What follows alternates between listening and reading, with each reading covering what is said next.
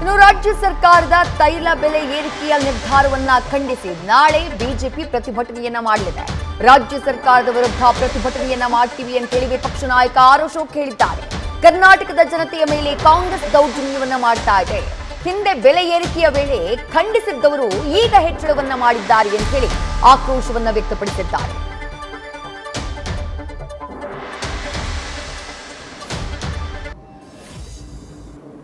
ಇವತ್ತು ಇದರ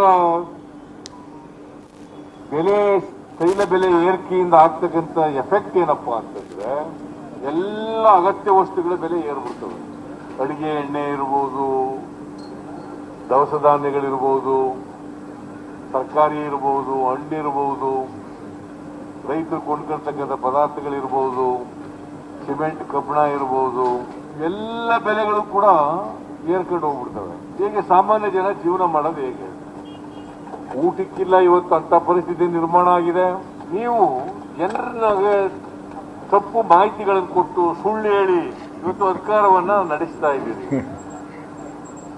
ನಿಮಗೆ ಅಧಿಕಾರದಲ್ಲಿ ಇರ್ಲಿಕ್ಕೆ ಯಾವ ಯೋಗ್ಯತೆನೂ ಕೂಡ ಇಲ್ಲ. ಪೆಟ್ರೋಲ್ ಮೇಲಿದ್ದಂತ ಅಡಿಷನಲ್ ಎಕ್ಸೈಸ್ ಡ್ಯೂಟಿ ರಾಜ್ಯ ಸರ್ಕಾರ ಪೆಟ್ರೋಲ್ ಮೇಲೆ ಸೇಲ್ ಟ್ಯಾಕ್ಸ್ 35%, ಡೀಸೆಲ್ ಮೇಲೆ 24%, ಮೂಲ ಬೆಲೆ 35-36 ರೂಪಾಯಿ, ಟ್ಯಾಕ್ಸು 60-65 ರೂಪಾಯಿ. ನಾಚಿಕೆ ಆಗಲ್ವೇನ್ರಿ ನಿಮಗೆ? ಜನರ ಇರ್ತಾ ಇದ್ದೀರಲ್ಲ, ನಾಚಿಕೆ ಆಗಲ್ವೇನ್ರಿ? ನಾಚಿಕೆ ಆಗಲ್ವೇನ್ರಿ ನಿಮಗೆ?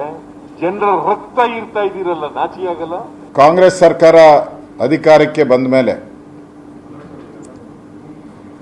ಕಳೆದ 1 ವರ್ಷ 1 ತಿಂಗಳಲ್ಲಿ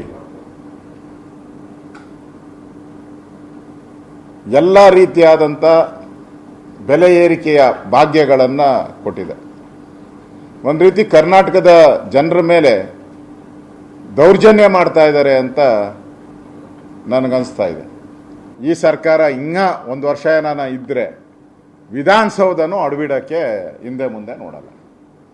ಇಂಥ ಒಂದು ದುಷ್ಟ ಕಾಂಗ್ರೆಸ್ ಈ ರಾಜ್ಯದಲ್ಲಿ ಇರುವಂಥದ್ದು ಒಂದು ಶನಿ ಸಂತಾನ ಅಂತ ಅನಿಸುತ್ತೆ.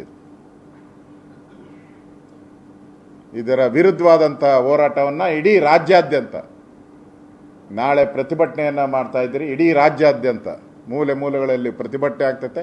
ಬೆಂಗಳೂರಲ್ಲೂ ಕೂಡ ನಾನು ಮತ್ತು ವಿಜಯೇಂದ್ರ ಅವರು ನೇತೃತ್ವದಲ್ಲಿ 11:30 ನಾಳೆ ಅಲ್ಲಿ ಫ್ರೀಡಮ್ ಪಾರ್ಕ್ ಹತ್ರ ನಮ್ಮ ಪ್ರತಿಭಟನೆಯನ್ನು ಮಾಡ್ತೀರಿ. ಅಲ್ಲಿಗೆ ಏನು ಬಿಡಲ್ಲ. ಇದನ್ನು ಈ ಪ್ರತಿಭಟನೆಗಳನ್ನು ಹಂತ ಹಂತವಾಗಿ ಹೆಂಗೆ ಮಾಡ್ಬೋದು, ಸೈಕಲ್ ಜಾಥಾ ಇರ್ಬೋದು, ನಡಿಗೆ ಇರ್ಬೋದು, ಈ ಥರ ಹೋರಾಟಗಳನ್ನು ನಾವು ಮಾಡ್ತೀರಿ.